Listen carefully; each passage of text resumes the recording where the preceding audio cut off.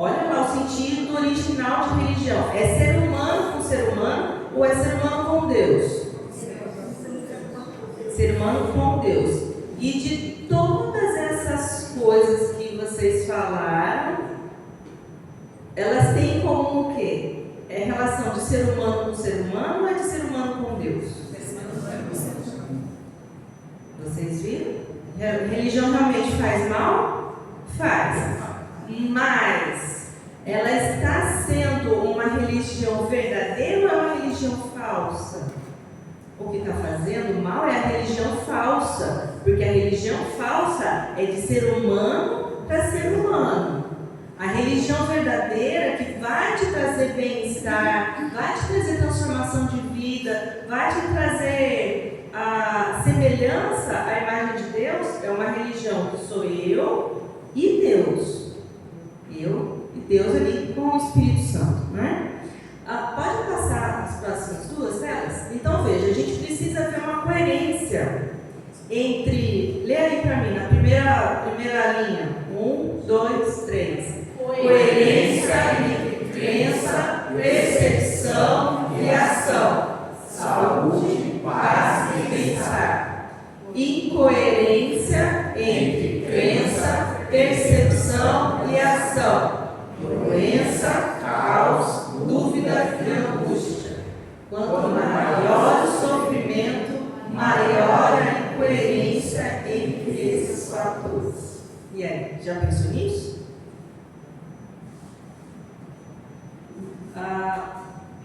Crença, aqui eu não estou me referindo às doutrinas adventistas, ou católicas, ou presbiterianas, ou espíritas. Aqui eu estou me referindo àquilo que você acredita, né? Pode ser no âmbito religioso ou não. Mas o sofrimento emocional, o sofrimento espiritual, o sofrimento psíquico, ele vai acontecer se não estiver alinhado o que você acredita com o que você está vendo, o que você está percebendo e com a sua ação. Quanto mais alinhadas essas três coisas estiverem, em qualquer âmbito, seja emocional, cognitivo ou espiritual, mais paz e tranquilidade você vai ter. Quanto menos alinhados eles estiverem, mais sofrimento. Aí pode passar na próxima tela. Na psicologia eles vão chamar isso de teoria da dissonância cognitiva. Então, o cérebro quer estar em paz, a mente quer estar em paz. Então, para estar em paz, o que eu vejo, tem que ser igual ao que eu sinto, que tem que ser igual ao que eu penso. E às vezes isso não dá certo. E aqui, eu trouxe uma ilustração simples aí no caso de mentira. A sua crença é de que mentir é errado. Você acredita que não é bom mentir. E você percebe também que a mentira é errada. Mas você decide mentir, porque você não quer se explicar. Então, está tendo uma incoerência aí. Concorda? Sim ou não? Você acredita que mentir é errado, mas você está mentindo. Então aí tem uma incoerência. E quando acontece uma incoerência, vai haver o sofrimento. O que a mente faz? Ela vai dar um jeito de ajustar isso. E inconscientemente, às vezes conscientemente, mas a maioria das vezes inconscientemente, a mente já vai diminuir, vai justificar. Não, mas veja só, fiz isso porque assim, mas o culpado é essa situação. Mas foi porque é outra coisa. Você vai arrumar motivos porque tem que alinhar, tem que ficar alinhado. Então, entender esse mecanismo psicológico é importante, mas também é importante, principalmente para a gente avaliar agora, não estou pedindo que vocês respondam, para que a gente veja na próxima tela uma questão espiritual, né, com relação à religião. Nós vamos dizer, quantos aqui acreditam em Deus? Deixa eu ver as mãos. Ok. Quantos aqui acreditam que Deus ama você. Bom, agora aqui, quantos aqui já se sentiram sozinhos e abandonados por Deus? Ok. Aí já tem uma incoerência, não tem? Porque se Deus ama, Ele me ama, eu estou me sentindo abandonado. Tá. Aí a ação. No exemplo que eu trouxe, a ação é: eu paro de orar, eu paro de vir à igreja, de frequentar o culto, porque eu sei que Deus me ama, mas eu não estou sentindo isso. Então eu vou parar de fazer. Qual é a consequência? Eu já fiz isso. E você também já fez, em algum momento, no maior ou no menor grau. Qual é o resultado disso? De você ficar lá chateado com Deus, se sentir sozinho, parar de orar, você fica com mais fé ou menos fé? Você fica convicto ou você fica com dúvida? As dúvidas, elas vêm fortes ou vêm bem fraquinho? Porque a incoerência é forte. Se a incoerência vai crescendo, ela vai sendo forte? Ok. Aí vem a dúvida.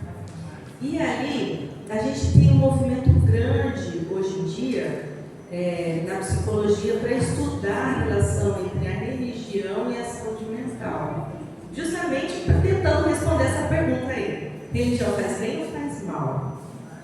E essa incoerência, quando a gente lida com a incoerência, para perguntas que a gente não tem resposta, a ação final que a gente vai ter vai contribuir muito para que a gente tenha saúde mental e saúde espiritual, ou a gente adoeça mentalmente e espiritualmente. Quer ver? Vamos usar esse mesmo exemplo da oração e da confiança em Deus. Eu acredito que Deus está comigo, que Deus me ama, mas eu estou me sentindo sozinho. Não tem como, numa situação estressante que você não estava esperando, como de uma oração que você, diante de um trabalho, diante de uma doença, alguma coisa, você esperava que Deus agisse de uma maneira e Ele agiu de outra, você se frustrou. Ou você tem uma crença infantil de que Deus vai, realmente nada vai te acontecer. Nem você caindo no patins, você não pode, porque não vai quebrar nada, você não vai passar mal de jeito nenhum, vai faltar nada, porque eu sou cristão. É uma coisa muito infantil, não é? Então, as frustrações com relação àquilo que a gente acredita sobre Deus, elas vão acontecer. Agora, o resultado vai depender do que a gente vai fazer com a ação. Veja, são 3 itens que precisam estar combinados. É o que eu penso, o que eu sinto e o que eu faço. Agora eu tenho aí de desempate. O que eu penso e o que eu sinto estão cada um no ponto. Agora, o que vai dar mais força é que hoje eu vou reagir. Então eu vou reagir de que maneira? Eu não estou sentindo que Deus está comigo, mas eu vou continuar a orar. Eu vou continuar a frequentar. Eu vou continuar a seguir em frente. Não entendo, mas eu sei que Ele está comigo. Essa ação, ela vai fortalecer a fé ou vai fortalecer a dúvida? A fé ou a dúvida? A fé. Você ainda tem um ponto de incoerência, porque a gente não vai ter resposta para tudo. Mas a nossa saúde espiritual, ela vai ficando mais forte. A nossa saúde emocional também vai ficando mais forte. A gente não precisa ter todas as respostas. Ali, eu convido você agora para ir para Gálatas, capítulo 5, nos versos 16 em diante.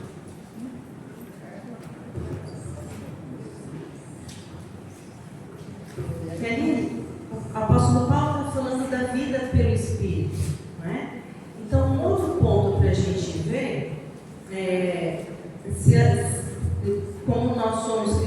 e a gente está, no exemplo que eu trouxe hoje, a gente está tendo um problema com Deus, a gente precisa resolver o problema diretamente com quem? Com Deus. E como é que eu vou fazer para resolver meu problema com Deus? Eu vou direto na Bíblia, porque é a Bíblia que fala para mim direto de Deus. Eu não vou ouvir de um fulano que fala sobre Deus, o Beltrano que fala sobre Deus, o Ciclano que fala sobre Deus, e esse Beltrano, fulano, Ciclano seria youtuber A, youtuber B, pastor A, pastor B, professor A, professor B. São pessoas que estão dando as interpretações deles sobre Deus. O que eles acham? De qualquer maneira, o microfone sem fio. Eu vou direto na fonte. Direto na fonte. Eu vou para a Bíblia. E ali, pode passar a próxima tela? A gente vai fazer uma leitura de contexto. Então, é o contexto específico, imediato, aqueles versos que você pega, que você está estudando, todos os que estão próximos. E você mesmo vai ler o contexto mais amplo, que é o capítulo, é o livro. Dentro disso tudo, você, em oração com o Espírito Santo, você vai entender o que tem de Deus ali. Quem que é Deus ali? É você e Deus. Então veja, aqui em Gálatas capítulo 5, vamos fazer a leitura rapidinho desses versos. Por isso vos digo, vivam pelo Espírito e de modo nenhum satisfarão os desejos da carne, pois a carne deseja o que é contrário ao Espírito, e o Espírito que é contrário à carne. Eles estão em conflito um com o outro, de modo que vocês não fazem o que desejam. Mas se vocês são guiados pelo Espírito, não estão debaixo da lei. Tá. Aqui os versos 16 e 17 estão falando que tem duas coisas contrárias. Quais são elas? Carne e Espírito são contrários. Ponto. É fato. A gente precisa se ater aos fatos. Não o que eu acho, o que eu penso, o que eu senti. É fato.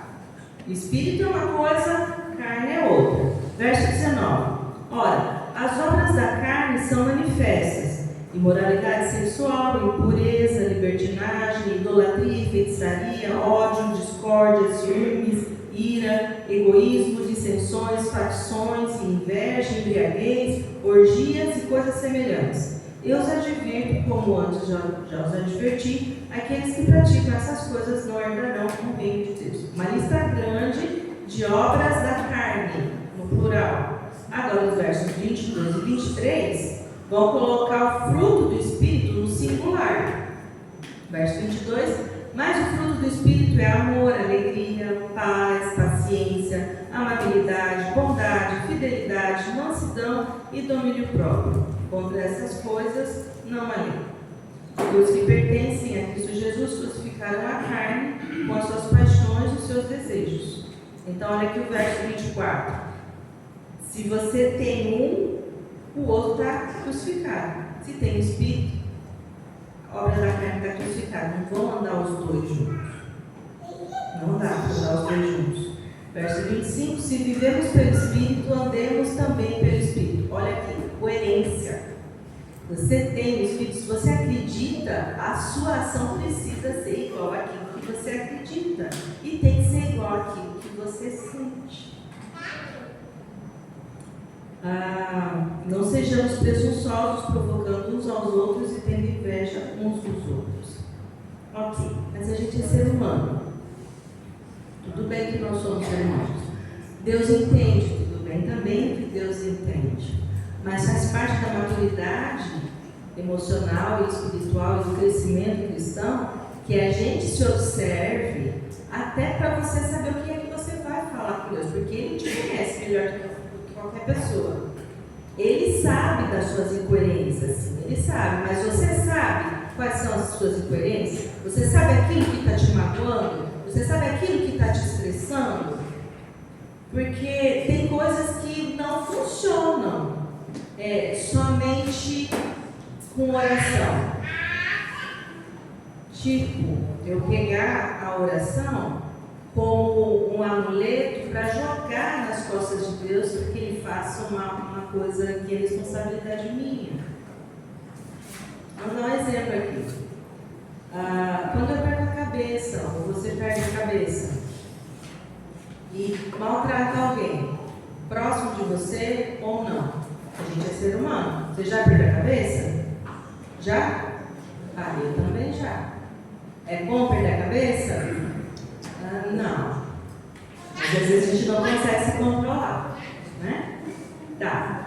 Aí, ao invés de assumir o meu erro, pedir perdão, verificar quais são as coisas que estão me irritando para que eu tenha mais calma e paciência, eu vou orar. Senhor, o Senhor sabe que eu sou assim mesmo e vai deixar assim. Perdoa. E toca a ficha. Eu orei, Deus já sabe, Deus perdoa, mas eu não fui lá pedir perdão. Eu não fui lá reatar a situação. Eu não estou fazendo nada para arrumar, para viver no Espírito. Porque quando eu faço esse tipo de oração, delegando para Deus, eu estou vivendo na carne ou no Espírito? Eu fiz a oração, mas eu estou vivendo no Espírito? Não, porque para viver no Espírito tem transformação. É amor, paciência, bondade, mansidão, tem a transformação. Não importa que eu tenha temperamento explosivo, eu preciso tratar as pessoas com respeito. Conseguem ver a questão da diferença e essa coerência? Então, o autoconhecimento espiritual ele também é muito importante, porque a maneira como a gente vai se aproximar de Deus, pedindo a Ele o perdão, pedindo sabedoria para ajustar as situações, para a gente ir cuidar uns dos outros, isso vai fazer toda a diferença. Pode passar a próxima tela? Eu queria fazer umas perguntas para você.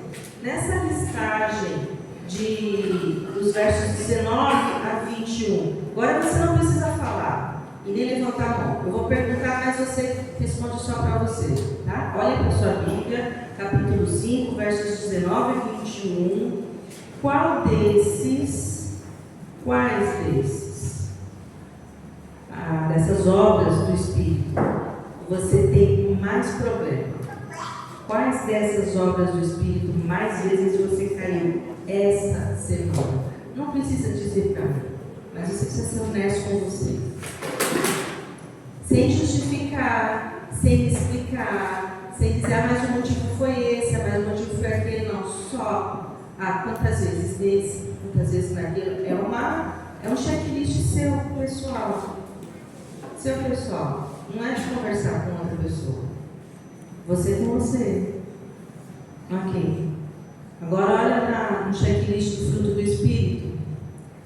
Quantas vezes essa semana você agiu de acordo com as características do fruto do Espírito?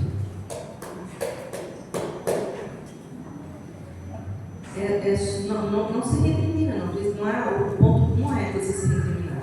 É só você prestar atenção. Lembra as situações.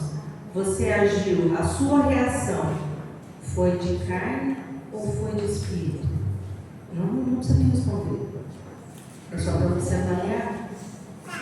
Agora você presta atenção. Quantas bênçãos você recebeu de Deus essa semana? Quais foram as bênçãos que você recebeu de Deus essa semana? Não precisa falar. Só lembra. Além da saúde, da família, da paz, as orações respondidas, é pensando. A despeito da maneira de quantas vezes você e eu reagimos pela carne, Deus não retirou as suas bênçãos da sua vida nem da minha. Retirou? Não. O que é que agir muitas vezes pelas obras da carne fala para você, sobre você, e fala para mim, de mim. Não responde para mim, só para você.